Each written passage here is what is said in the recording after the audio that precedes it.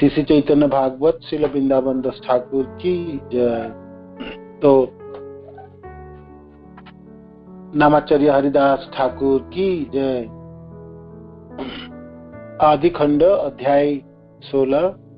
और हरिदास ठाकुर को गंगा नदी में बहा दिए थे और आप उस समय समाधिस्थ थे। तो वो जो पाइक, जो मुस्लिम सैनिक जो पिटाई कर रहे थे, कड़े मार रहे थे, उन्होंने सोचा उन तो मर गए और गंगा जी में बहा दिए। और महाप्रभु की कृपा से हरिदास ठाकुर की चेतना आई और किनारे में आए और फिर चलने लगे और फुलिया गांव में पहुंचेंगे। तो यहाँ पर हमने यहाँ तक कथा सुने और सुंदर हरिदास ठाकुर के उपदेश और सहन शक्ति और महाप्रभु की अपार कृपा और भक्त की, शुद्ध भक्त की कैसी सुंदर, भगवान में कैसे भरोसा है, तो वो सब भी सुने। श्रवण के आगे हरिदास ठाकुर की महिमा वृंदावन दास ठाकुर वर्णन करते हैं।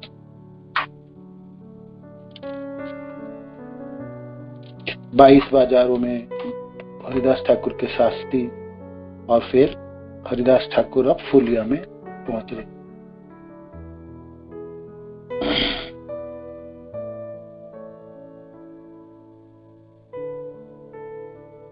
सेई मत आइलेन फुलिया नगरे, कृष्ण नाम बोलिते बोलिते उच्च सरे।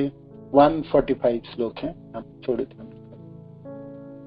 146 से शुरू करें। आपके पास जो पीडीएफ फाइल है तो वहां से आप पढ़ सकते हैं। जो भी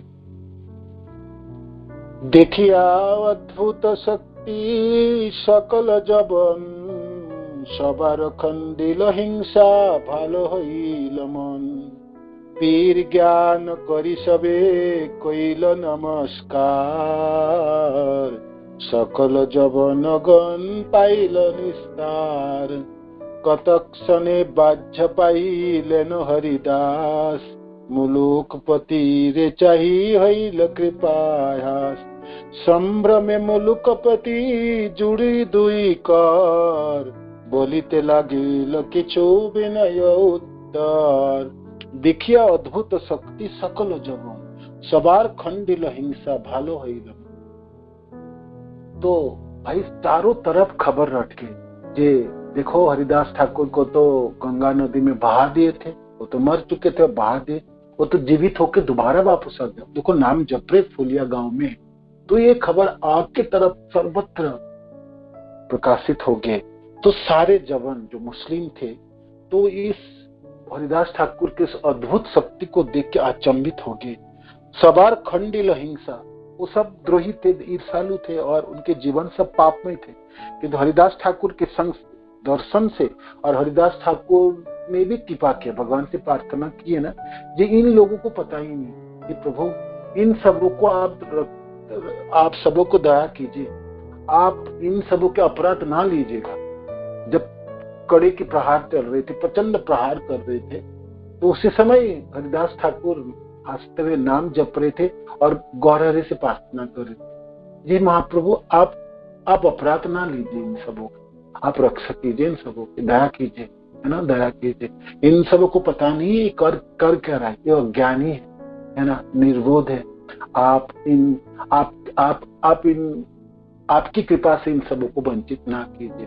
तो स्वाभाविक है भाई, भक्त किसी के लिए प्रार्थना करे और भगवान पूरा ना करे तो रह नहीं सकता। तो हरिदास ठाकुर की अद्भुत शक्ति को देख के, हरिदास ठाकुर के दर्शनों से उन सबों की जो कलमश है पाप नष्ट हो गए। भालो हईल मन, है ना, सबका मन अच्छा हो गया। भालो हईल मन, दूषित मन, है ना, मन तो वही है, गुरुदेव कहते हैं ना, मन तो वही है जो दूषित है और जन्म जन्म के पाप रहते, और कृष्ण भावना मृत, कृष्ण भक्ति करके उसी मनों की शुद्धि करनी होती है ना। तो भक्त के दर्शनों से, भक्त की कृपा से उन सब पाषंडी जवनों की मन अच्छा हो गया, भालो हईल मन। पीर ज्ञान करी सबे कइल नमस्कार, सकल जबन गन पाइल निस्तार। पीर, पीर जो है मुस्लिम समाज में पीर उनको है जो महाजन है, जो महात्मा व्यक्ति है ना, और जिनमें वो शक्ति है, भगवान की शक्ति, अल्लाह की शक्ति है, उसको पीर कहते हैं। तो वो सब लोग सोचते तो पीर है ना, ये तो महात्मा, महा सज्जन व्यक्ति, महान व्यक्ति है। तो पीर ज्ञान करी सबे कोइल नमस्कार, सबों ने प्रणाम किए, धन्यवाद किए हरिदास ठाकुर साहब। तो भाई स्वाभाविक, आप पीर सोचो और भक्त सोचो, है ना, प्रणाम आप कर रहे, तो प्रणाम करने से उन सबों की क्या, सकल जवन गण पाइल निस्तार, सबों की पाप नष्ट हो गए। और भगवान ने नहीं तो गौरहरि ने ऐसे ही सजा देते उन सबों को, तो पता ही कि तो हरिदास ठाकुर स्वयं प्रार्थना कर लेते गौरहरि के हाथ ही रुक जी, देखो प्रभु आप इन सबों को रख सको, आप अपनी कृपा से इन सबों को वंचित नहीं करेंगे। तो पाइल निस्तार, निस्तार हो गए। निस्तार शब्द का अर्थ है जो जितने हरिदास ठाकुर को बंदी बनाए, उनको बंदी बना के 22 बाजारों में उनको कड़े से पिटाई कराया, और जब सोचे जब मर गया उसको गंगा में बहा दिए। तो ये सब चीजों की क्या गति होना था, है ना। भगवान भक्त माफ भी कर दे, भगवान नहीं छोड़ने वाला। किंतु इस बार यहाँ तो हरिदास ठाकुर के पूरे जीवनों को आप देखेंगे, हर समय उन्होंने दूसरे के लिए कितने भी अधम पतित हो, कितने ग्रहित कार्यों किए ना, हरिदास ठाकुर उन्हीं के लिए बात है, उन्हीं के जीवन को बचाने के लिए शायद आगे भी जितने भी लीलाएं होंगे आप हर समय देखें, किसी समय किसी से कोई देश नहीं रहे कि उसको बेशक उसको मारने के लिए आए, उनकी सबसे बुरा कार्य करने के लिए, किंतु हरिदास ठाकुर की कृपा उनके ऊपर ज्यादा है। तो सब लोग निस्तार, सबों को बच गए सब हरिदास ठाकुर की कृपा से। कतक्षण बाज्य पाइलेन हरिदास, मुलुकपति रे चाहिए हईल कृपास। तो आप फूलिया गान, वो मुलुकपति है, वो जो नवाब जिन्होंने आदेश दिया था, और काजी के उस गाने से उन्होंने आदेश दिया इसको तो पिटाई किया जाए 22 बाजार में, और इसको दफनाया ना जाए, इसको तो गंगा में बहाया जाए। तो मुलुकपति, तो अब भाई मुलुकपति वो खुद आके दंडवत किए और प्रणाम किए, मेरे को आप रक्षा कीजिए, मेरे पाप से मेरे को छुटकारा दीजिए। तो बोली ते लागेला मुलुकपति रे चाही हईल कृपा हास। उनको देखते हुए हरिदास ठाकुर नहीं, बहुत गुस्से में उसको, तेरे तो आज सत्यानाश करूंगा, तेरे को ऐसा नहीं। हरिदास ठाकुर तो उसको देख के हंसे, और कृपा हास, कृपा जिस हास्य में कृपा छिपी हुई है ना। हंसी भी तरह तरह का होना, मजाक की हंसी होती, किसी को छोटे दिखाने के लिए लोग हंसते, किसी को व्यंग करते, किसी को उलाहना देते। हंसी की भी हंसते हुए व्यक्ति की भावनाओं भी प्रकाशित हो जाता है, किंतु जिस हंसी में कृपा थी उसको तो वो मुलुकपति देख ही ली। जी, हरिदास ठाकुर के आंखों में तो कृपा है, हंसी में भी कृपा है, भावनाओं में भी कृपा है। तो सम्र में मुलुकपति जो जुड़ी दुई कर, बलिते लागिल किछु विनय उत्तर। तो और श्रद्धा बढ़ गया है ना उनके प्रति, हरिदास ठाकुर के प्रति। तो मुलुकपति जो नवाब थे, दोनों हाथ जोड़ करके कुछ विनय से बोलने लगे। सत्य सत्य जानी लाओ तुमी महापीर, एक ज्ञान तुम्हार से भैया छे स्थिर। जोगी ज्ञानी जत सब मुखे मात्र बोले, तुमी से पाइला सिद्धि महाकतुहले। तुम्हारे देखीते मुई आइलु यथारे, सब दस महाशय खमीबाया मारे। सत्य सत्य जाने लाओ, आप वहां पीर है, ये तो मैं आपने चाक्षुष हमने दर्शन कर देखा, ये सत्य वचन है मेरा। एक ज्ञान तुम्हार से हुई अच्छे स्थिर। आप मेरी जो ज्ञान है मेरे को पता चल गया है ना। जोगी ज्ञानी जब तो सब मुख्य मात्र बोले, तुम्हें से पाइला सिद्धि महाकतुले। जितने जोगी है ज्ञानी सिद्ध, वो लोग तो अपने मुख में वर्णन करता है, वाणी में बोलते हैं, किंतु आपने तो स्वयं करके दिखाए है ना, करके दिखाए। तुम्ही से पाइला सिद्धि महाकतुल, आप तो उस सब चीजों में सिद्धि प्राप्त किए, आप बोलते जैसा उतना करते भी ऐसे ही है। और उतने आपने चाक्षुष दर्शन किया। तुम्हारे देखिते मुई आइलु ये थारे, मैं यहाँ पर फुलिया आया हूँ आपको दर्शन करने के, है ना। तुम्हारे देखिते मुई आइलु ये थारे, सब दोष महाशय खमी बाबा, मेरी सारे दोष क्षमा कीजिए, दया कीजिए मेरे प्रति, दया कीजिए। मुलुकपति जिन्होंने वो आदेश दिए थे जे इनको 22 बाजारों में पिटाई किया जाए, कोई प्रहार किया जाए, कहते मैंने तो अपने आंखों से देखा, है ना, मैंने ज्ञानी देखा, जोगी भी देखे, वो सब बोलते हैं जोगी या ज्ञानी, मानते अपने को, किंतु आपने तो सिद्धि, आप तो स्वयं करके दिखाए, है ना, करके दिखाए। मुलुकपति के आंखों में अश्रु हैं, दोनों हाथ जोड़ करके हरिदास ठाकुर के सामने खड़े हैं और अनुनय विनय कर रहे हैं। सकल तुम्हार सम शत्रु मित्र नाई, तुमा चिन्हे हेनु जन त्रिभुवने नाई। चल तुमी शुभ करो आपन इच्छाई, गंगा तीरे थाको गया निर्जन गोफाई। आपन इच्छाई तुमी थाको जथा तथा, जे तुम्हारी इच्छा ताई करो सर्वथा। मुलुकपति कहने लगे सकल तुम्हार सम शत्रु मित्र नहीं, आपके सामने तो सब समान है, आपका कोई शत्रु नहीं, कोई मित्र नहीं, है ना। और तुमा चीने हेनो जन त्रिभुवने नाई, आपको कौन पहचानता है, तीनों लोगों में किसी को शक्ति नहीं, सचमुच आपको कृपा की, आपकी चरित्र की, आपकी भावनाओं की कौन ठीक से पहचान पाए, कैसे पहचान पाएंगे आपको, चलते फिरते तो जिंदा पीर हैं। जवानों ने कभी सोचा ही नहीं कि मनुष्य ऐसा भी हो सकता है, जिसके ऊपर प्रहार किया जाए, वो प्रार्थना करते उन्हीं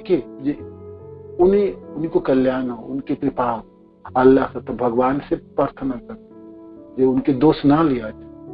हम सब जिस समाजों में रहते हैं, इस संसार में माया के अधीन होके हम सबों की भावना क्या है, तत्सुखे सुखितम तत् दुखे दुखितम नहीं है। दूसरे के सुख में हमारी पीड़ा ईर्षा होती है, दूसरे दुख में हम सुखी होते हैं, ये स्वाभाविक भावना होती है। और अपने ऊपर सब तो अपने को बचाना ही चाहते, अपने को रक्षा करना चाहते, अपनी बड़ाई करना चाहते, और दूसरे को तो बाद में देखते जानता। किंतु जो भक्त हैं, शुद्ध भक्त जहाँ हरिदास ठाकुर है, इसलिए वो मुसलमान होके भी वो कह रहे थे, वो कभी कोई उसके जीवन में कोई शुभ है नहीं, कोई कल्याण नहीं था, कोई पुण्य कार्य नहीं किए, सिर्फ हरिदास ठाकुर को दर्शन करके उनके भावनाओं परिवर्तन हो। और वो कहते हैं जे आपके सामने तो कोई शत्रु भी नहीं है, कोई मित्र, सब कुछ समान आंखों में आप देखते हैं, और आपकी जो व्यवहार है ना, जो चरित्र है, तो तीनों लोगों में कोई नहीं जान पाएंगे आप, है ना, कोई नहीं जान पाए। चलो तुम्हें शुभ करो आपनो इच्छाए, गंगा तेरे थाकू क्या निर्जन गुफाए। चलो तुम्हें शुभ करो आपनो इच्छाए, गंगा आप घूमते हैं सब जगह, है ना, अपनी इच्छा से घूमते, सब जगह शुभ हो जाते हैं, जो आप जहां जहां आपके चरण पड़ता है वो शुभ हो जाते हैं। जो लोग आपको दर्शन करते हैं वो कल्याण, उसके कल्याण हो जाते हैं, उसके पाप नष्ट हो जाते हैं। गंगा तीरे थाको गया निर्जन गुफाए, आपनो इच्छाई तुम्हें थाको जथा तथा, जे तुम्हारी इच्छा ताई करो। इसलिए अब आप जहां जो इच्छा आप करो, जहां आप रहना चाहते हो रह सकते हैं। आप गंगा के नजदीक किसी गुफा में रह सकते, किसी गांव में रह सकते, सर्वत्र आप घूम सकते, आपके कार्य में कोई नहीं बता देंगे, है ना, कोई बता देंगे। जे तुम्हारी इच्छा ताई करो। हरिदास ठाकुरेर चरण देखिले, उत्तमेर कीदाई जबन देखी भूले। वृंदावन दास ठाकुर कहते हैं, हरिदास ठाकुर को दर्शन करने मात्र से जबन अपने जीवन को परिवर्तन कर लेता है, तो फिर उत्तम व्यक्ति, सज्जन व्यक्ति तो कर ही लेंगे, उसमें क्या बड़ी बात है। जो जबन है, जो म्लेच्छ है, जिसके जीवन पापमय है, कभी कोई पुण्य के लेस मात्र नहीं है, वो सबों के भी कल्याण हो जाता है। हरिदास ठाकुर चरण देखिले, उत्तमेर कीदाई जबन देखी भूले। जबन देख के भी, म्लेच्छ देख भी भूल जाते हैं, अपने चेतना का परिवर्तन कर दे, समूल परिवर्तन हो जाता है। और वो भी रोते बिलखते हाथ जोड़ करके प्रार्थना करते हैं। तो म्लेच्छों भी परिवर्तन हो जाते हैं, तो फिर उत्तम लोगों की तो क्या बात है, वो तो हो ही जाएंगे। एतो क्रोधे आनिले के मारी बार तोरे, पीर ज्ञान करी आरो पाए पाछे धरे। क्रोध से होके उन बंदी बना के लाए थे, लाओ उसको बंदी बना के, जबन होके, और वो हिंदू आनी करता है और नाम जपता है, गाता है, नाचता है, पकड़ो उसको, लाओ। पकड़ के तो लाए थे, है ना, बंदी करके लाए, और फिर पिटाई, 22 बाजारों में शास्ति दिलाए, और जब सोचे मर गया तो उसको बहा दे गंगा में।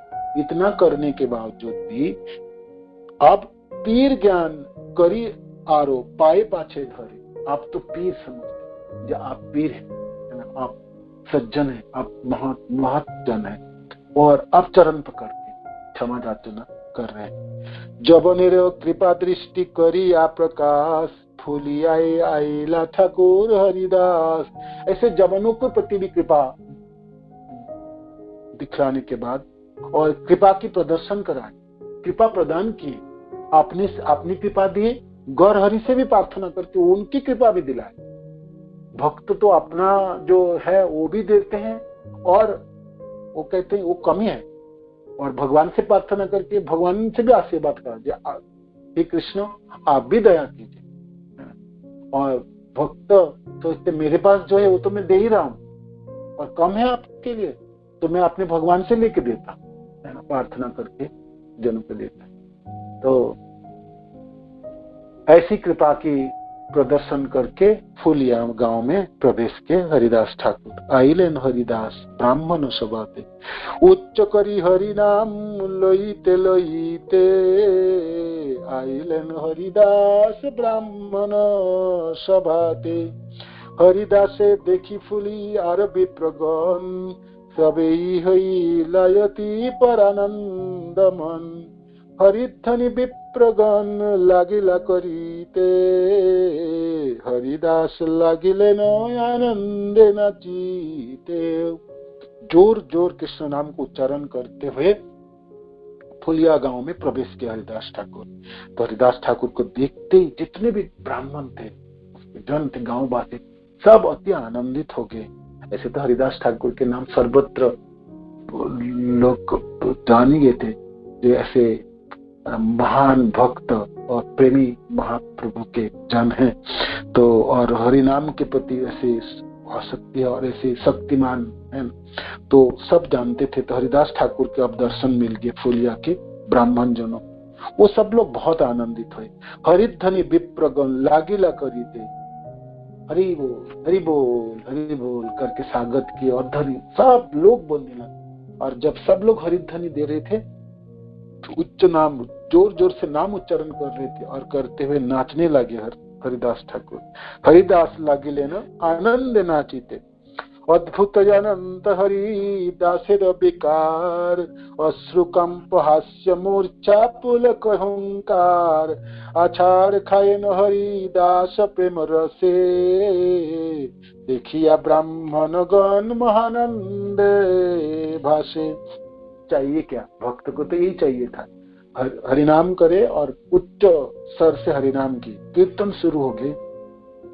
हरिदास ठाकुर नाचने लगे आनंद से। अद्भुत अनंत हरिदासेरो विकार, अद्भुत विकार, अष्ट सात्विक विकार प्रस्फुटित हुई हरिदास ठाकुर के शरीरों में। रोने लगे, कंप, शरीर कंपने लगी, हंस रहे थे, कभी कभी मूर्छित हुए, पुलक हो, आनंदित हो रहे थे, और हुंकार देते, जोर जोर कृष्ण नामों को पुकार रहे थे। आछाड़ खाए न हरिदास प्रेम रसे, देखिया ब्राह्मण गण महानंद भाषे। आछाड़ खाए, गिर पड़ रहे थे मिट्टी के ऊपर, जोर जोर गिर रहे थे, और फिर अचेतन हो जाता, फिर थोड़ी देर बाद फिर खड़े हो जाता, फिर हरिनाम लेते, फिर नाचते गाते, फिर गिरते। तो ऐसे अद्भुत दृश्य को देख के ब्राह्मण गण सब चकित थे और आनंदित थे। ऐसा भक्त कभी देखे नहीं, ऐसा भक्त नहीं देखे।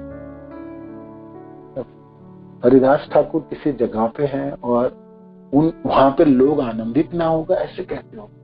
शुद्ध भक्त की दर्शन मात्र से हम सबों की जो हृदय की कलमश से न जन्म नष्ट हो जाता है, और सब तो आनंद की प्राप्ति करना चाहते हैं। सब लोग की क्या क्या खोजते हैं? आनंद खोजते। ठीक है, उसके हाथ में और कुछ लग जाता दूसरे, किंतु शुद्ध भक्त के सानिध्य में तो आनंद की प्राप्ति हो ही जाता है। तो सब लोग हरिध्वनि कर रहे थे और हरिदास ठाकुर नाच रहे थे, गा रहे थे, दर्शन कर रहे थे। सब लोग आनंद में निमज्जित हो गए। फुलिया के गांव के ब्राह्मण जन सब स्थिर होई खनिके बसिला हरिदास, विप्रगण बसिले न बेड़ी चारी पास।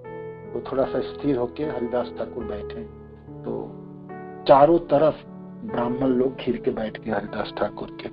हरिदास बोले ने सुन विप्रगण, दुख न भावियो किछु आमार कारण।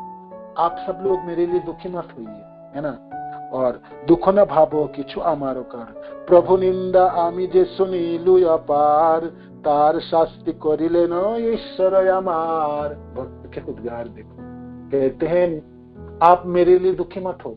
मेरे को 22 बाजारे पिटाई पड़ी और गंगा जी में मेरे को मृतक समझ के मेरे को लोगों ने गंगा में बहा दिए, तो ये सब दुखी मत हो।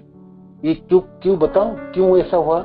मैंने ना प्रभु निंदा आमी जे सुनी लो अपार, तार शास्ति करी। मैंने भगवान की निंदा बहुत सुना होगा, है ना, इसलिए तो भगवान ने मेरे ऊपर ये शास्ति दिए हैं।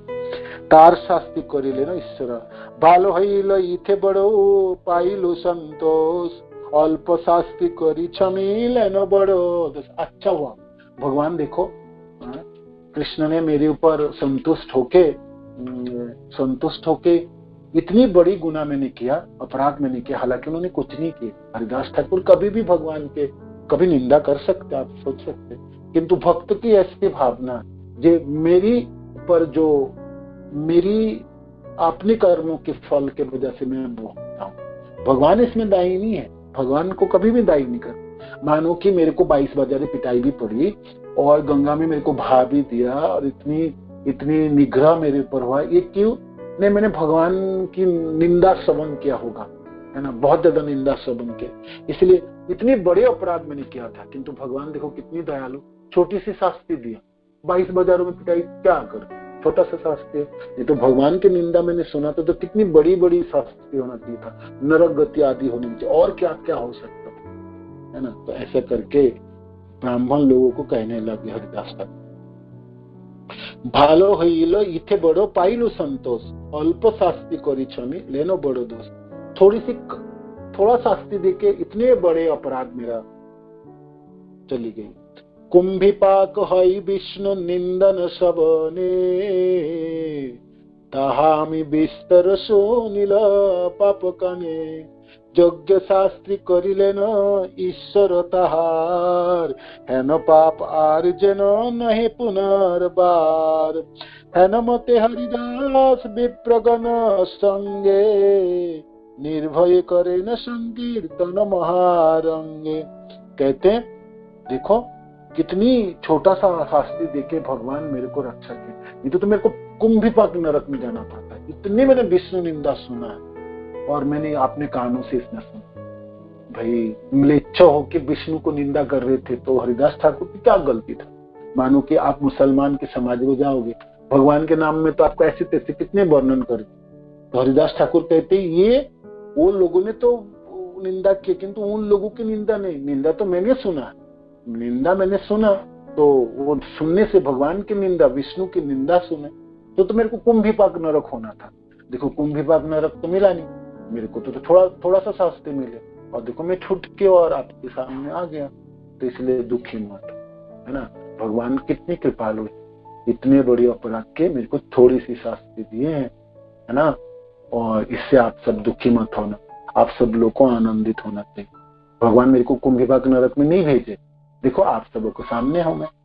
ऐसे करके हरिदास ठाकुर कहने लगे, और भगवान ने ठीक किया, शास्ति तो देना है ना, मैंने भगवान की निंदा सुना तो देना, किंतु आगे जाके मैं ऐसे निंदा कभी भी नहीं सुनूंगा, है ना, नहीं सुनूंगा।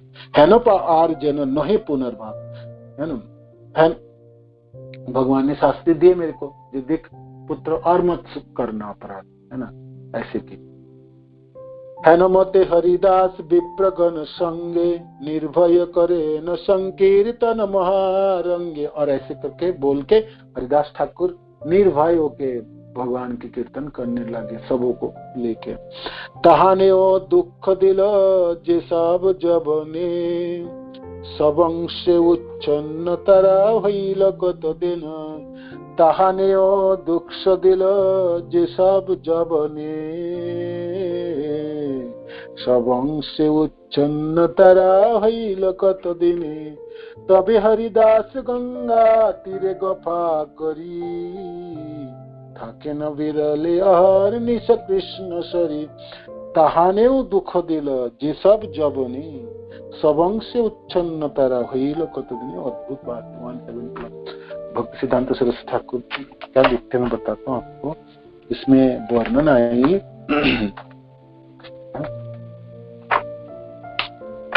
कहते हैं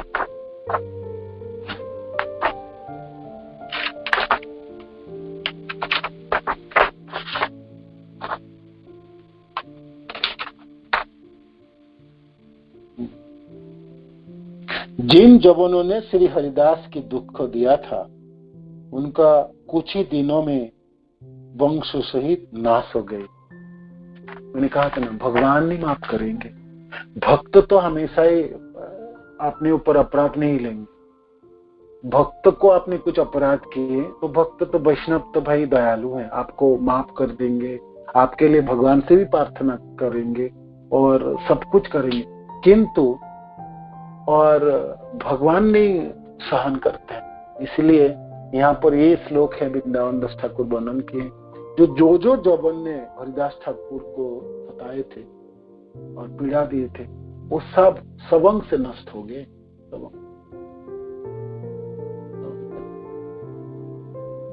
भगवान माफ में है ना।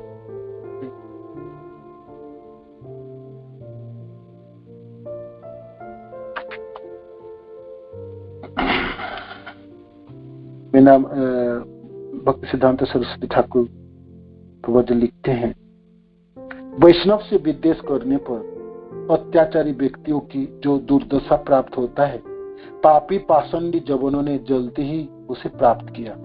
स्कंद पुराण में हंति निंदन्ति वैदेष्टि वैष्णवनाम अभिनंदन्ति, क्रुद्धते जाति न हर्षे दर्शने पतनानि सठ।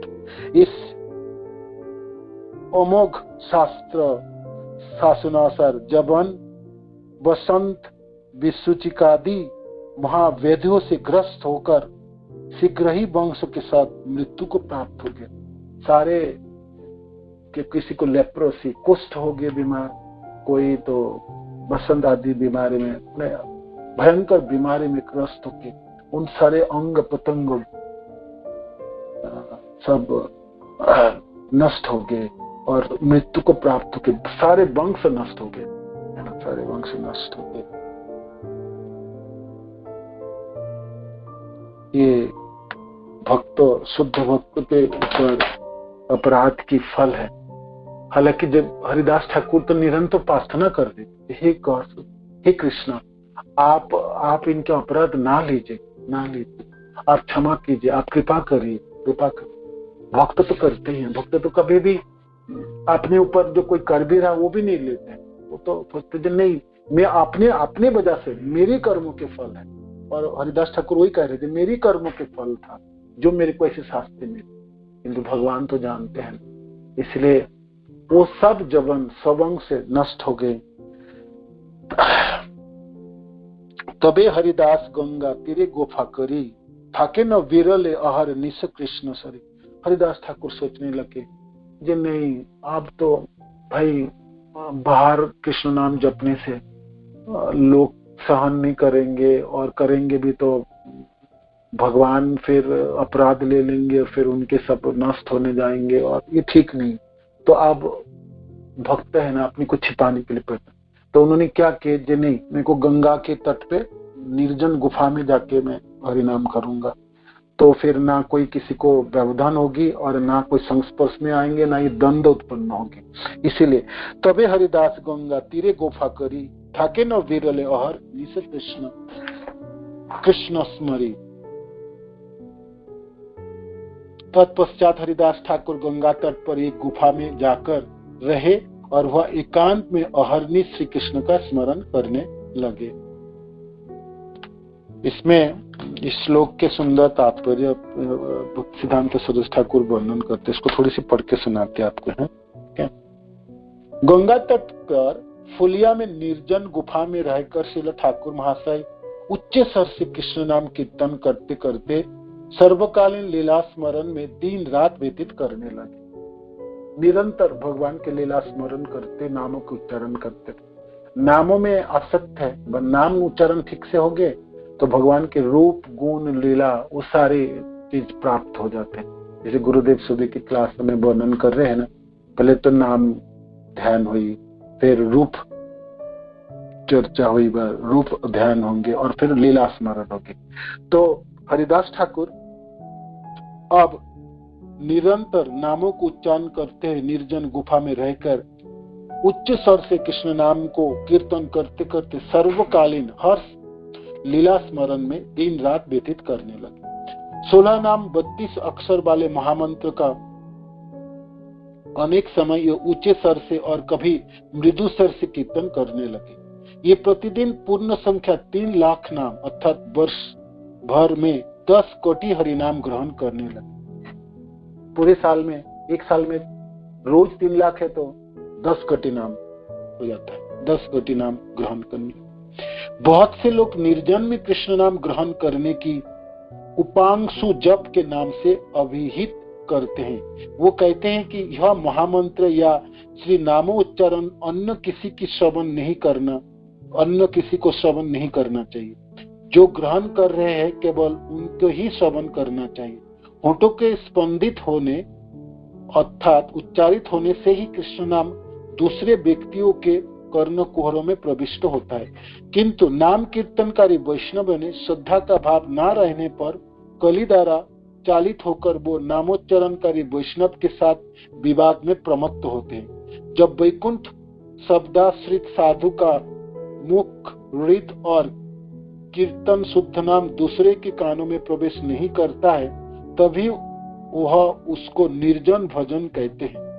किंतु इस प्रकार निर्जन में हरिनाम ग्रहण केवल अपने मंगल के लिए ही अनुष्ठित होता है, इसलिए उसके द्वारा अपने को छोड़कर दूसरे का कोई कल्याण साधित नहीं होता है। श्री नाम का उच्चारण करने वाले सेवन मुख व्यक्ति जिन नाम का निर्बंध पूर्वक भजन करते हैं, उसके निर्जन में साधित होने पर भी श्रद्धावंत व्यक्ति नाम कीर्तन का श्रवण रूप प्रसाद दूर से ही अज्ञात सार में ग्रहण करते रहते हैं। मध्यमा अधिकार से श्री नाम कीर्तन में जीव पर दया नामक जन संग हो सकता है, किंतु अवधान युक्त कीर्तनकारी श्रोतृजन के कलमश के संग में स्वयं कलुषित ना होकर उनका कलमश दूरीभूत करके दया का ही वितरण करते हैं।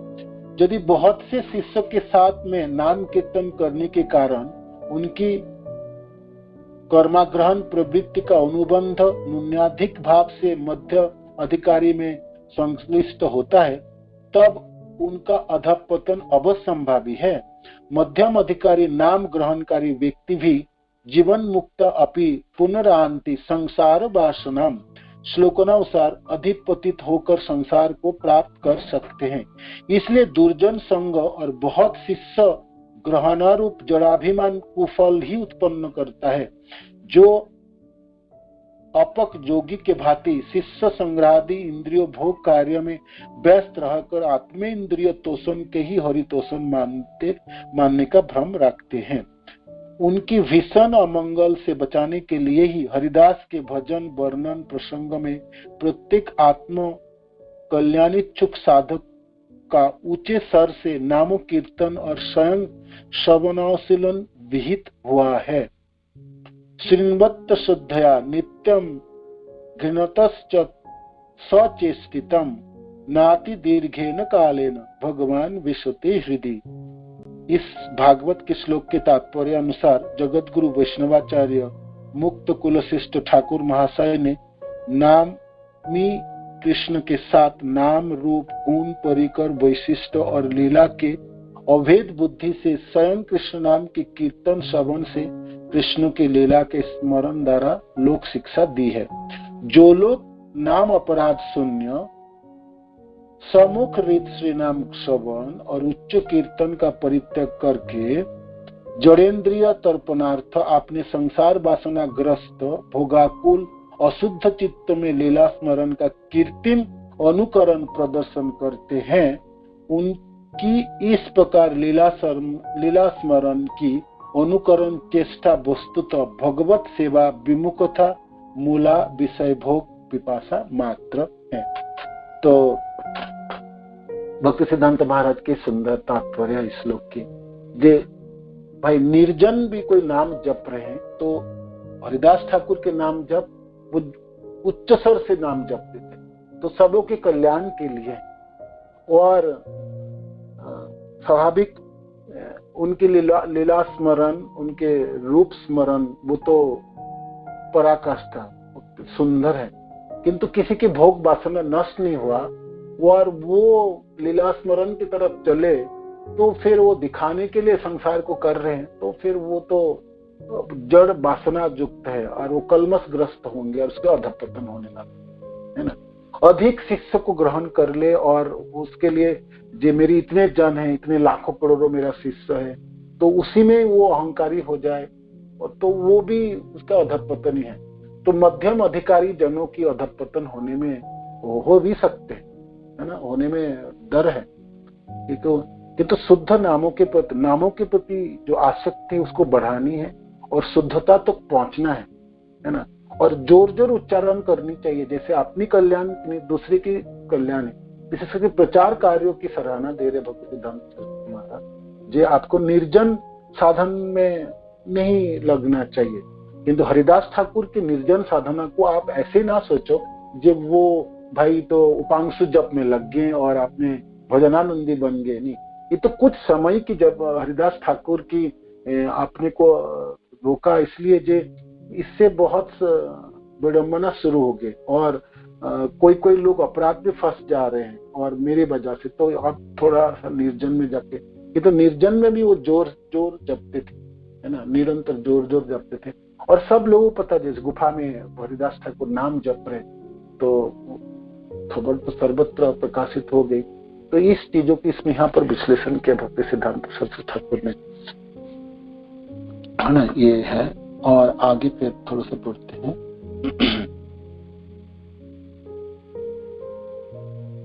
3 लाख नाम दिने करे न ग्रहण गुफा ही लतार जना वैकुंठ भवन। जिस गुफा में 3 लाख नाम जपते थे रोज, तो भाई 3 लाख नाम जिस जगह में जपेंगे तो वो जगह तो वैकुंठ हो गई, वो गुफा तो वैकुंठ हो गई है ना। बिना महानाग वैसे सही गोफार भीतरे तार जला प्राणी मात्र सहित ना पारे। उस गुफा में एक भयंकर सांप थे, तो उसका उतना विष था, विषैला था, वो उसकी जाला से उस गुफा में कोई भी रहने वाले कोई व्यक्ति रह नहीं सकते थे। तार जाला प्राणी मात्र सहित न पारे, उसका विष की इतनी जाला था, तीव्र था, कोई प्राणी सहन नहीं कर सकता था।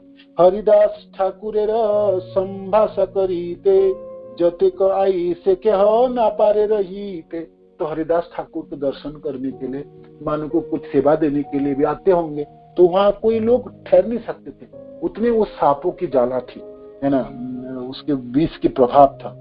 जैसे कृष्ण लीला में कालिया दह के वर्णन है, कालिया नाग की विष की ऐसे प्रभाव थे, उड़ते हुए पक्षी भी गिर पड़ते झुलस जाते। तो नागों की ऐसा नहीं जो आपको डांसेंगे तभी आपके विष की प्रभाव होगी, कोई भयंकर सांप जहाँ विराजमान है उनके विषों के प्रभाव तो भाई बहुत दूर तक फैल जाती है।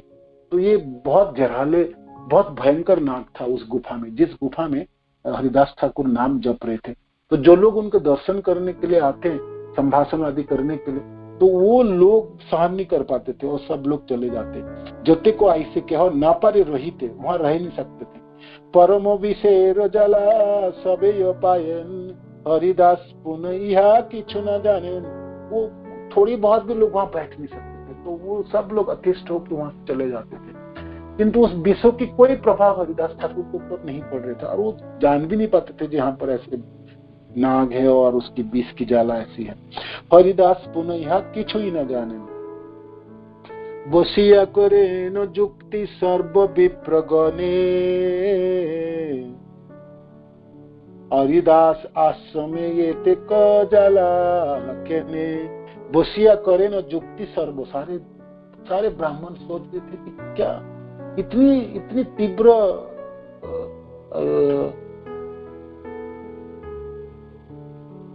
विष की ज्वाला, तो इतनी ज्वाला क्यों है भाई, है ना, इससे प्रभाव क्यों है, लोग यहाँ बैठ नहीं क्यों पाता और सहन क्यों नहीं पा रहे कोई, है ना, क्या कारण है। सेई फुली आई वैसे महावैद्यगण, तारासी जानी लेक सर्पेर कारण। तो उस फुलिया में ना बहुत बड़े बड़े वैद्य रहा, सांप को विष निकालने वाले वैद्य, है ना, तो वो सब आया, आके गुफा में प्रवेश किया। तो आके उसको पता चल गया इस गुफा में बहुत बड़े नाग है, सांप सर्प है। वैद्य बलि लेकर ए गुफार तलाई, एक महानाग अच्छे तहार जलाई। रहिते न पारे के हो कहिलु निश्चय, हरिदास सत्तरे चलु नयन्याश्रय। तो वैद्य आके कहते देखो इस गुफा के नीचे ना एक बहुत भयंकर नाग है, उसके विष की ज्वाला से कोई ही गुफा में बैठ नहीं सकता और वो अतिष्ठ हो जाता है, उसको निकाल जाना पड़ता। तो अवश्य ही भाई अब हरिदास ठाकुर को दूसरे आश्रम में ले जाना चाहिए, उनको यहाँ पर नहीं छोड़ना चाहिए। सर्पे रसई ते बास कभु जुक्ति नई, चलो सबे कही गया तहा नय आश्रय। तो सब चलो जाके हरिदास ठाकुर को अनुरोध करते हैं जी देखो सांप के साथ क्यों वास करोगे और आपको इस गुफा में नहीं रहना चाहिए, आपको अन्यत्र चले जाना चाहिए। तो अबे सबे आसी हरिदास ठाकुर रे, कहिल वृत्तांत से गोफा छाड़ी बारे। महानाग बैसे ए गोफार भीतरे, ताहार जलाई के रहिते ना पारे। अतएव ए स्थाने रहिते योग्य नई, अन्य स्थाने आसी तुम्ही करहो आश्रय। तो सब लोग आके कहने लगे हरिदास ये देखो आप भयंकर नाग है, उनके साथ रहना यहाँ पर ठीक नहीं है, आप ये जगह छोड़ दीजिए और अन्यत्र चले जाइए, और इसके नाग के ज्वाला से यहाँ पर कोई नहीं रह सकता, अतएव ये जगह आपके लिए योग्य नहीं है और दूसरी जगह आश्रय आप कर लीजिए, कहीं और जगह पर। हरिदास बोले अनेक दिन आछी, कौनो जाला विष ये गुफाई नहीं बसी। मैं तो बहुत दिन तो किस गुफा में जप रहा हूँ किंतु मेरे को तो कोई विष की ज्वाला नहीं लगता है और मेरे को कुछ पता ही नहीं चला और मेरे को तो ऐसा लगता नहीं है। सबे दुख तुम्हारा जे नापार सहीते, एते के चली मुकाली आमी जैसे भीते। ठीक है आप लोग सब दुखी हैं और आप लोग नहीं सहन कर पा रहे हो और आप सब अनुरोध कर रहे हो, तो मैं ठीक है कल में चले जाऊंगा, यहाँ से छोड़ के मैं कल चले। सत्य यदि इहाते था ते न महाशय, तेह यदि काली न छाड़े न आलय।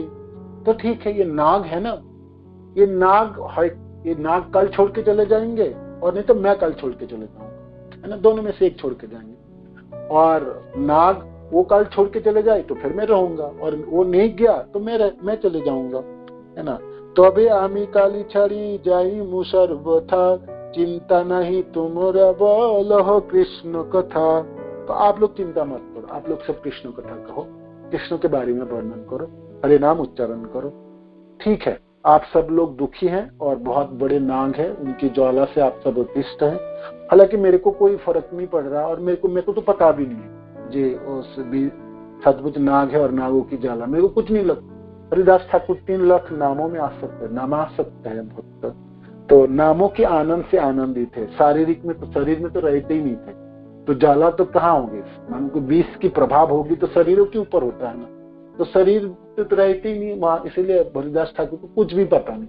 बाकी सब लोग आते थे जो मिलने के, उन लोगों तो शारीरिक देह में दैहिक होते हैं ना, तो वो सब लोगों को पता चल रहा था विश्व की प्रभाव। तो हरिदास ठाकुर कहते ठीक है वो नाग काल नहीं गया तो फिर मैं चले जाऊंगा, है ना, आप लोग दुखी मत, आप सब कृष्ण कथा कहो। यही मत कृष्ण कथा मंगल कीर्तने, থাকিতে অদ্ভুত অতি হইল সেইখানে। হরিদাস ছাড়িবেন শুনিয়া বচন, মহানাগ ছাড়িলেন স্থানে সেইখান। क्या अद्भुत बात है। हरिदास ठाकुर ने कहा, ये भाई हरिदास ठाकुर इस जगह छोड़ के क्यों चले जाएंगे। वो नाग ने सुना था, श्रवण किए थे, तो नाग स्वयं छोड़ के चलने लगे, उस जगह को छोड़ दिए। इतने ही दिनों तक नाग वहां पर थे। भाई सांप भी किसी जगह में रहे, वो भी तो उनके घर है ना। सब इस धरती में जो जहां पर विराजमान, उनके घर तो है, ठीक है वो विशालय है, तो विशालय होने से क्या, उनका उसको विष है ना, भगवान ने उनको विषैले बनाए और इतने दिनों तक उनके घर रहे। किंतु जब इतने बड़े भक्त की कष्ट हो गए और वो उनको यहाँ छोड़ना पड़ रहा होगा, तो नाग ने भी सोचा जो नहीं, मैं नहीं रहूंगा, महानाग छाड़ी लेना स्थानों से ही खान। तो महानाग, वो नाग वहां से छोड़ के चले गए। गर्त हईते उठी सर्प संधारे प्रवेशे, सबैयो देखे न चलिले नयन देशे। शाम संध्या के समय सब देखे, जो गड्ढे से वो बहुत बड़े सर्प निकला और निकल के गुफा से बाहर चले गए, वो अन्यत्र चले गए। सभी देखे न चले न अन्न दिशे। परम अद्भुत सर्प महाभयंकर, पीत नील शुक्ल वर्ण परम सुंदर। महामणि जलिते छे मस्तक ऊपरे, देखी भय विप्रगण कृष्ण कृष्ण स्मरे। वो सर्प छोटे मोटे सर्प नहीं था, बहुत बड़े सर्प थे, महाभयंकर, पीठ नील शुक्ल वर्ण परम, देखने में अद्भुत सुंदर, रंग बेरंग होते ना सांप। सांप को देखे तो आपको पता चले भाई उनके विष है, और उनके जब खड़े होते हैं ना वो फन लेके, तो बड़े बड़े दिग्गज भी आपको, आप सब पानी पानी हो जाएंगे। छोटे से सर्प जब फुंकार मारता है ना तभी, किंतु अद्भुत सुंदर। आप थोड़ी सी धीरज रख के दूर से भी दर्शन करेंगे ना, देखेंगे इतने अद्भुत सुंदर बनाए भगवान ने, ऐसे रंग के वैचित्र है। तो इस नागों में तो ऐसा ही है, पीत वर्ण था, नील वर्ण था, शुक्ल सफेद, तो तीनों वर्णों की रेखाई थी और सुंदर है ना, अद्भुत सुंदर थे, देखने में अद्भुत सुंदर। और महामणि जलिते थे मस्त, और इतने बड़े सर्प थे, उस सर्प के मस्तक के ऊपर मणि भी थे। कोई कोई बड़े नाग होते ना उसके मणि हुआ कर, छोटे छोटे सर्पों के तो मणि भी नहीं होता, किंतु इस सर्पों के मणि थे और दिखने में बहुत सुंदर। पीत वर्ण, नील वर्ण और सफेद वर्णों की रेखाई थे उस महासर्पों में, और उसके सिरों के ऊपर मणि थी, भयंकर था ये। तो उसको देख के सारे विप्र कृष्ण कृष्ण स्मरण करने लगे डर के मारे। सर्प से चलिया गेला जाला नहीं यार, विप्रगण होइलेन संतस अपार। देखी हरिदास ठाकुरेर महाशक्ति, विप्रगणेर जन्मिल विशेष तारे भक्ति। हरिदास ठाकुरेर एकन प्रभाव, जार वाक्य मात्र स्थान छाड़िले कनाग। जार दृष्टि मात्र छाड़े अविद्या बंधन, कृष्ण न लंघे न हरिदासेर वचन। हरिदास ठाकुर की शक्ति को देख के तो विप्रगण अचंभित हो। हरिदास ठाकुर ने एक वाक्य कहा, भाई कहता मैं कल छोड़ जाऊंगा, वो नाग नहीं छोड़े तो, किंतु सर्प स्वयं छोड़ गए जगह। तो जिस वैष्णव की, जिस भक्त की वाणी से, श्रवण मात्र से वो नाग छोड़ के चला गया, तो विप्रगण की तो विप्रगणेर जन्मिला विशेष तारे भक्ति। विप्रगण अचंभित हो गया और हरिदास ठाकुर की भक्ति देख के वो सबों की श्रद्धा और बढ़ गई। हरिदास ठाकुर एकन प्रभाव, जार वाक्य मात्र स्थान छाड़ी लोगना। कैसे प्रभाव है हरिदास ठाकुर, जिसके बोलने मात्र से सर्प भी है ना, सर्प तो हिंसक प्राणी है और वो तो तमो गुणों में हो, उनको ना सुन पाता ना बोल पाता, ना उसने काटेंगे आपको। आप कुछ करो ना करो, आपको तो आपकी गलती हो ना हो, वो काटना है उसके धर्म है ना, जहर उगारने हैं। किंतु वो जहरीले सांप महानाग है। ऐसे नामों के अद्भुत प्रभाव है हरिदास ठाकुर की। उनके नामों के प्रभाव से, उनके वाणियों से एक वाक्य उन्होंने सुने और स्वयं छोड़ के चले गए गुफा तक। तो जार दृष्टि मात्र छाड़ी अविद्या बंधन, वृंदावनदास ठाकुर कहते हैं हरिदास ठाकुर के तो दर्शन मात्र से अविद्या नष्ट हो जाए, सिर्फ मनुष्य के नहीं प्राणियों की अविद्या नष्ट हो जाए, अज्ञानता नष्ट हो जाए, अंधकार घुच जाए। कृष्ण न लंघे न हरिदासिर वचन। और स्वयं भगवान कृष्ण भी, हरिदास ठाकुर ने कोई इच्छा की वो तो नहीं लांघते, वो पूरा करके ही देते। ऐसे अद्भुत महिमा नामाचार्य हरिदास ठाकुर। हरिदास ठाकुर की जय। श्रील प्रभुपाद की जय। जय गो प्रेमानंदी। बाकी कल पढ़ेंगे, है ना आगे।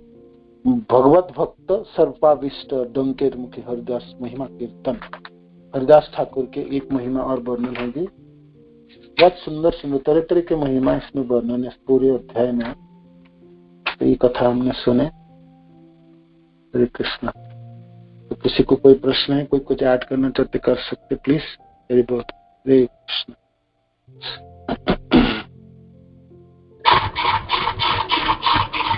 हरे कृष्ण प्रभु जी, दंडवत प्रणाम। हरे बोल। प्रभु जी, हरिदास ठाकुर मतलब वो सांप लोग कैसे हटे, मतलब उनके सामने से? थोड़ा सुन नहीं पाई प्रभु जी। सांप कैसे हटे वहां से? हाँ हाँ, वहां से तो वर्णन है ना, वृंदावन दास ठाकुर वर्णन कर रहे हैं ना, जे सब फूलिया के जो जितने ब्राह्मण थे, जो भी हरिदास ठाकुर जब जप रहे थे, 3 लाख नाम जपते थे इस गुफा में। और नामों के प्रभाव से हरिदास ठाकुर तो नामों के आनंद में विराजमान थे, उनके शरीर में तो बोध नहीं थे, तो नामानंद में भासते थे। तो वो नीचे सांप थी, वो बहुत बड़ी नाग थी, वो नीचे गुफा के नीचे। और उनके विष के ज्वाला से उस गुफा में कोई भी होते ना, उसको ज्वाला के प्रभाव पता चलते, किंतु हरिदास ठाकुर के प्रभाव पता नहीं चलते। जो भी फुलिया के गांव के जो भी लोग आते थे हरिदास ठाकुर से मिलने के लिए, वो लोग उस विषों के प्रभाव से अतिष्ठ हो जाते थे।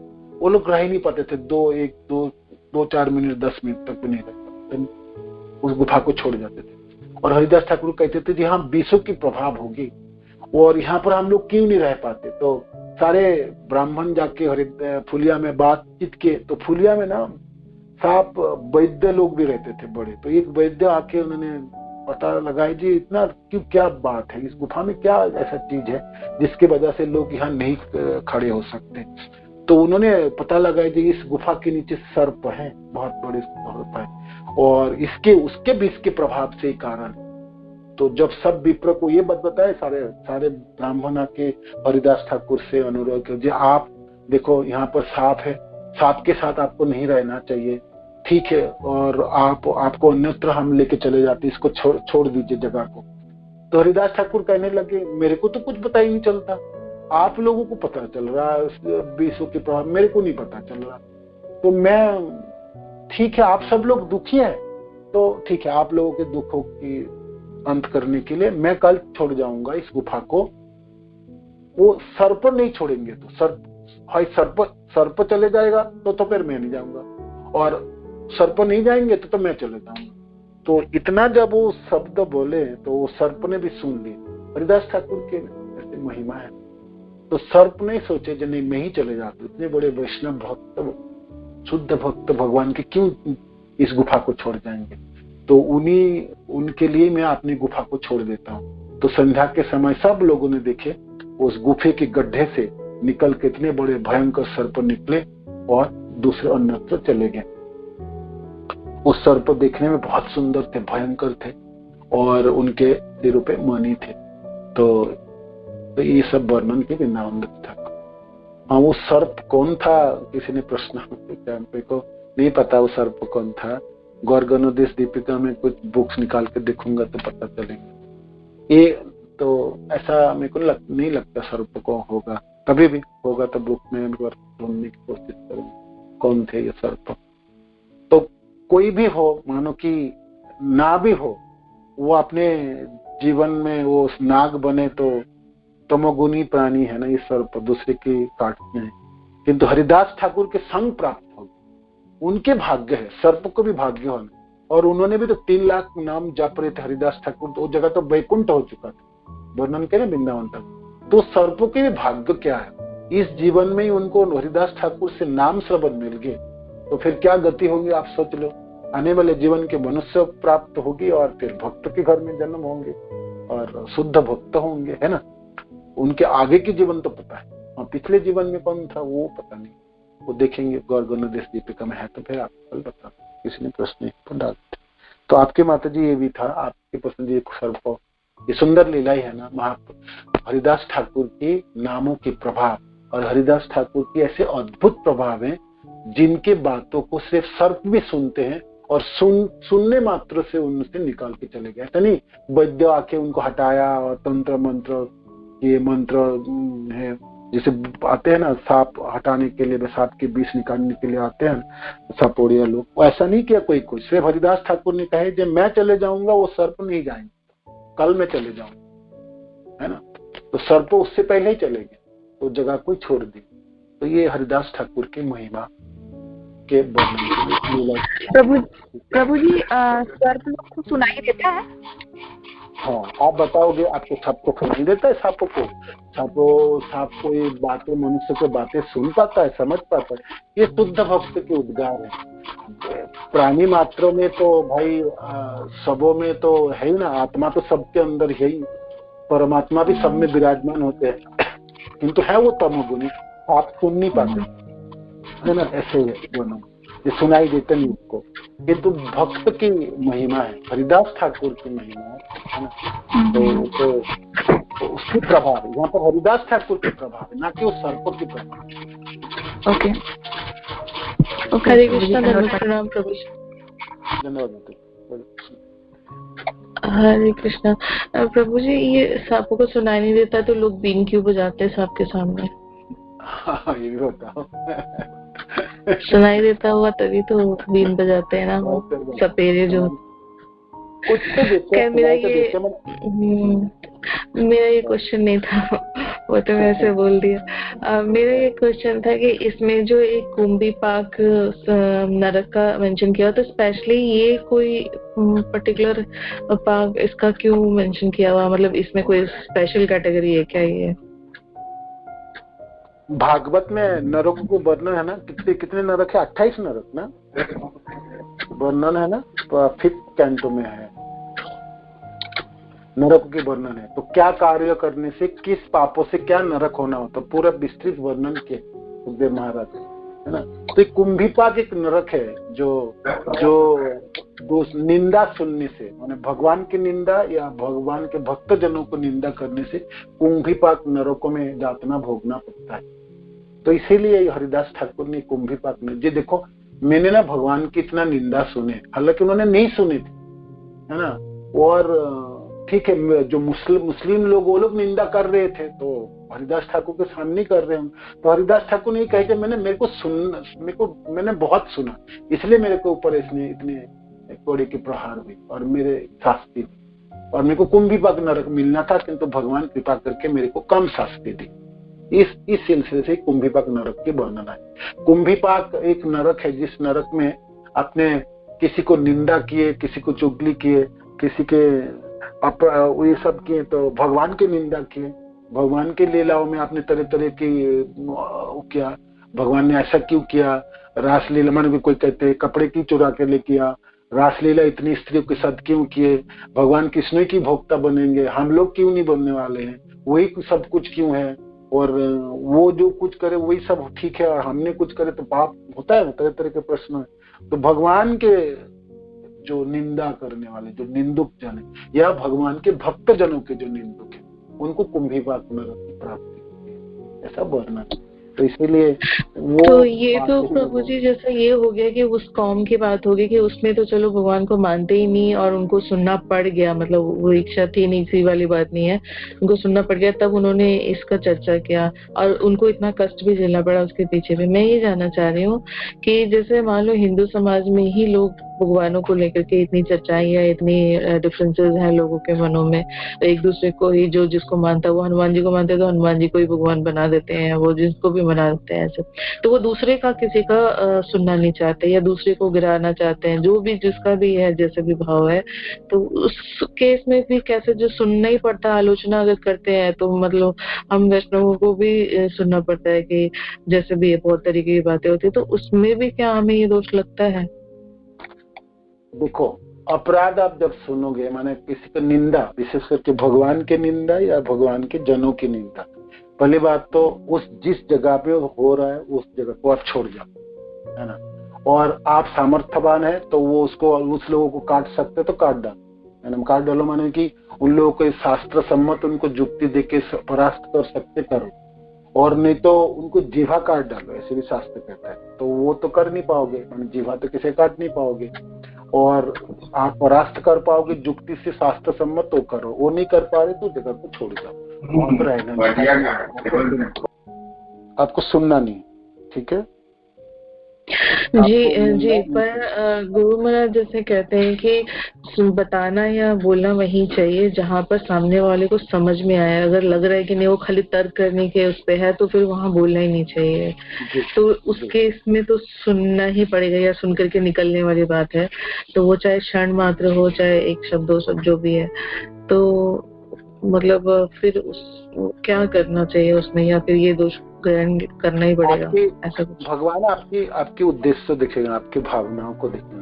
आप सचमुच प्रचार करने गए और आप उनके कल्याण के लिए गए तो भगवान तो आपके हृदय में विराजमान, तो भगवान तो आपको देख ही लेंगे आपकी क्या उद्देश्य था, है ना। आप सचमुच उनको बचाने गए थे और आप भगवान के नाम के प्रचार करने के लिए उद्देश्य हो, ठीक है। तो भगवान अपनी भावनाओं को देख लेते, भक्त की भावनाओं को देख ही लेते, है ना। और भक्त को रक्षा तो करते ही है, तो उस उद्देश्य से करते ही हैं भगवान। तो इसलिए आपको दुखी इतना होने के भाई कुंभ विपाक मिलेंगे, नरक मिलेंगे, प्रचार छोड़ दो, नहीं करना है आपको। किंतु हाँ, और श्रद्धालु जनों के नाम के महिमा प्रचार वो भी तो अपराध होता है ना। तो आपको देखना है कि किस तरह से मेरे को प्रचार करना है, क्या बोलना है यहाँ पर और क्या नहीं है। उन लोगों को थोड़ा बहुत भी श्रद्धा नहीं, सम्मान नहीं, कुछ नहीं, अपने प्रसाद दे दो, आप बोल सकते हो, अपने घरों में प्रोग्राम निमंत्रण कर लो, किंतु वहां पर आपको वर्णन करने की जरूरत नहीं है महिमा आदि की, है ना।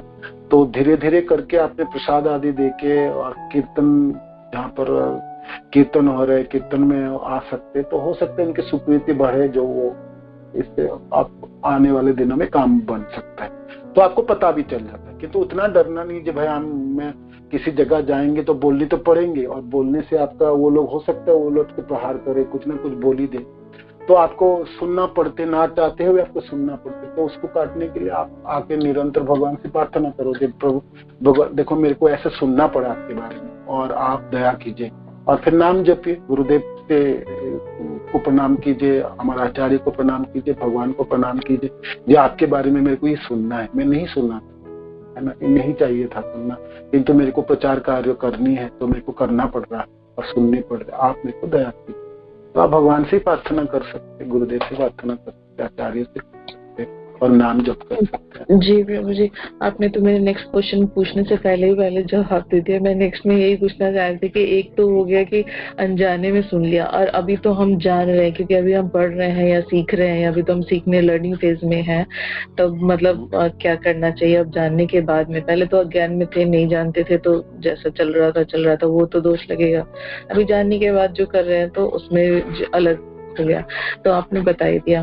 तो एक और मेरा लास्ट क्वेश्चन है प्रभु जी कि जैसे इसमें लिखा है कि मणि का जिक्र किया हुआ कि सांपों में या नागों में स्पेशली मणि होता है क्या? हर नाग में होता है क्या, या फिर ये सब स्पेशल वैरायटी है इसके? ये नहीं मालूम।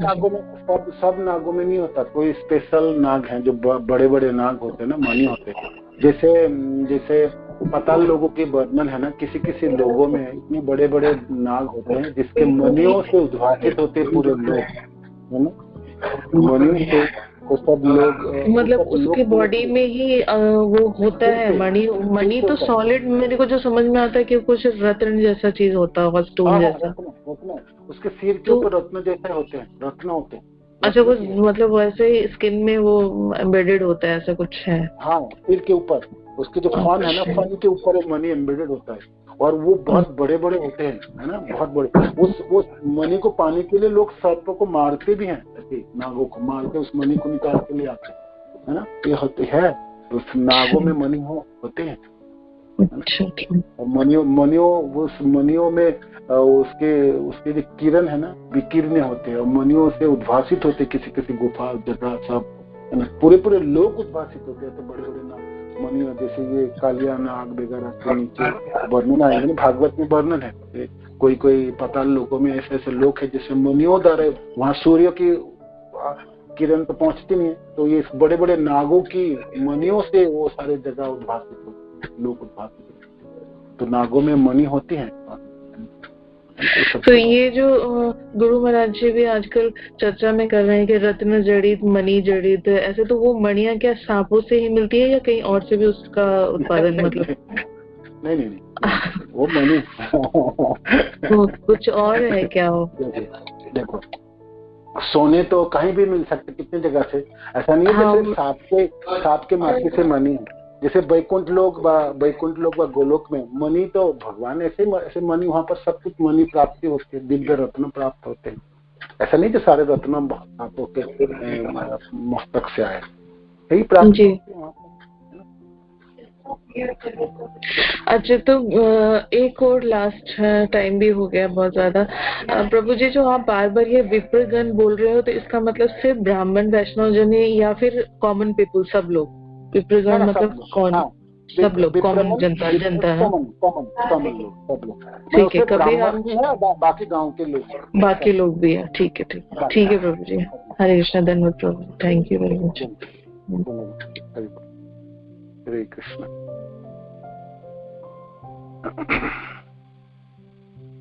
प्रभु जी, सलमान जी, सांप कौन था? मांस खाने से भी कुंभीपाक नरक होता है? मांस खाने से कुंभीपाक नरक होता है? नहीं होता, वो पता नहीं मेरे को। किंतु कुंभीपाक नरक जाने का क्या क्या लक्षण है, क्या कार्य करने से कुंभीपाक नरक जाते हो, भागवत में वो वर्णन है, वो आपको पढ़ के सुना दूंगा कल। कुंभीपाक नरक, भाई नरक की आपके ऊपर प्रश्न क्यों है? नरक के ऊपर जाने, आप नरक नहीं जाओगे, है ना? वो आपको डरने की जरूरत नहीं, नाम जपने वाले तो नरक नहीं जाए किसी वजह से। प्रभु जी, अभी तो ध्यान भी नहीं जाता नरक का, स्वर्ग का, लोक का, इसका भी तो बस लगता है जो कर रहे हैं वो सीख ले वाले ढंग से। अच्छी तरह से सीख ले। ठीक बात है, ठीक है ना? हरे कृष्ण। तो प्रभु जी, ये किसमें, कौन से भागवत में वर्णित है? आप बोले थे भागवतम, श्रीमद् भागवतम में वर्णित है इसका? श्रीमद् भागवत में जहाँ सुखदेव महाराज ने अजामिल कथा से पहले आएगा। अजामिल कौन सा कैंटो? ये 5th कैंटो के अजामिल कथा कौन से कैंटो में है? में तो नहीं, तो प्रभु जी उसमें सारे उसका बताया हुआ, या मुझे तो लग रहा था कि ये सिर्फ गरुड़ पुराण में उसका चर्चा है जिसमें कि सारे नरकों का बताया है। भागवतम में भी उसमें आपके नरकों के बारे में वर्णन है। अच्छा, ठीक धन्यवाद। मैं आपको रेफरेंस बता दूंगा, कल बता दूंगा। ठीक है। हरे कृष्ण प्रभु जी, धन्यवाद, प्रणाम। धन्यवाद माता जी। प्रभु जी, मेरा एक सवाल था कि ना कुछ लोगों के अंदर मन में ये धारणा क्यों है कि जो इस्कॉन एक ऐसी संस्था है जिसका जो पैसा है वो अमेरिका में जाता है और वो सारा पैसा अमेरिका में भेजती है? प्रभु जी, मतलब ऐसे क्यों सोचते हैं लोग? आप ऐसे सोचते हो क्या? नहीं प्रभु जी, मतलब मतलब हमारे यहाँ पे पंडित आए थे तो वो ऐसे कह रहे कि ना ये इस्कॉन तो एक ऐसी संस्था है जो अमेरिका में पैसा भेजती है। तो मैंने कहा ये आपसे किसने बोला? तो कह रहे मतलब ऐसा देखते हैं हम, तो ये न्यूज मीडिया वाले ये सब कुछ ऐसे प्रचार, मतलब प्रभु जी ऐसा फैलाते हैं, लोगों के मन में ऐसी धारणा बना देते हैं। नहीं, ये गलत धारणा नहीं है। और हर मंदिर, जैसे नोएडा के मंदिर है, तो नोएडा के मंदिर चलाने वाले नोएडा के भक्त और वहाँ की सेवा से चलती है। किसी एक जगह के मंदिर को चलाने के लिए बाहर के मंदिर कोई नहीं हेल्प करता, कोई सहायता नहीं करता। उस मंदिर के कोई भक्तजनों को, प्रेसिडेंट को दान एकत्रित करके उस मंदिर को कार्य को चलाता है, कोई नहीं देता किसी को, है ना? अमेरिका, आप लोग ये सुना, यहाँ से पैसा अमेरिका जाता नहीं है। अमेरिका से लोग, अमेरिका के भक्त लोग जो है वो लोग दान देते हैं, उसका दान भी यहाँ आके, ये आप बोल सकते हैं। उल्टा बात होती है, यहाँ की पैसा अमेरिका नहीं जाता, अमेरिका में भक्त लोग है जो वो लोग दान देते हैं। प्रभु जी, वो दान लेके प्रभु जी, मीडिया इंफॉर्मेशन है, रॉन्ग मीडिया इंफॉर्मेशन है जो स्प्रेड होते हैं और फिर उसी पे लोग भी भरोसा करते हैं।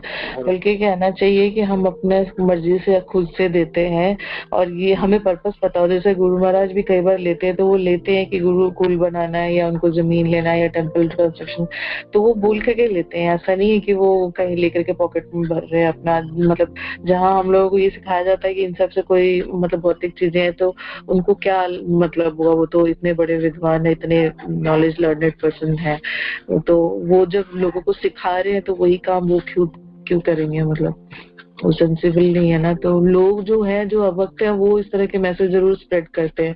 फिर ये भी चर्चा होती है कि लोग मांगते हैं, कहते हैं कि तुम बहुत मांगते हैं, तो मांगते हैं तो आप मत दो। आपको लगता नहीं है कि आपका जेन्यून है या फिर वहाँ कहाँ देना जरूरी है ना। हमारी अपनी इच्छा होती है हमें कहाँ देना है, हमें कितना अर्निंग है, हमारा कितना पार्ट देना है। तो जैसे गुरु महाराज भी बोलते हैं कि 10%, 2%, 50% जितना आपका यथाशक्ति होता है देना चाहिए। वो मतलब एक कंट्रीब्यूशन होता है टुवर्ड्स कि अगर हम कहीं गलत भी दे रहे हैं तो उसका कुछ तो पार्ट अच्छे कर्मों में जाए, तो वो बहुत जरूरी भी होता है, कंपलसरी भी होता है कि कुछ अगर गलत जगह यूज हो रहा है तो वो कंपनसेट करता है। इंफॉर्मेशन गलत है वो, है ना, इंफॉर्मेशन ही गलत है। अच्छा, एक है ना गुरु महाराज की जो बुक है ना, वो है स्वर्ग नरक और गोलोक। उसमें भी ये स्वर्ग नरक गोलोक नरक के बारे में वर्णन है, उसमें भी पढ़ सकते हैं माता जी। महाराज की बुक है ना स्वर्ग नरक और गोलोक, जी प्रभु जी, उसमें भी नरक की वर्णन है। और वही नरक की वर्णन है भागवत से वर्णन है, किंतु सहज भाषा में वर्णन है, आपके लिए आसान होगी। ठीक है, right Prabhu ji, thank you. Hare Krishna Dharma Prabhu ji, thank you.